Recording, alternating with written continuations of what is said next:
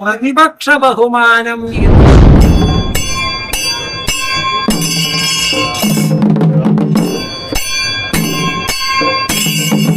രാവണന് ശത്രുവിന്റെ ആ പരാക്രമത്തിനെ കുറിച്ച് അറിഞ്ഞപ്പോ ലേശം ഒരു ബഹുമാനം പ്രതിപക്ഷ ബഹുമാനം എന്നുള്ളത് വീരന്മാർക്ക് ചേർന്നിട്ടുള്ളത്.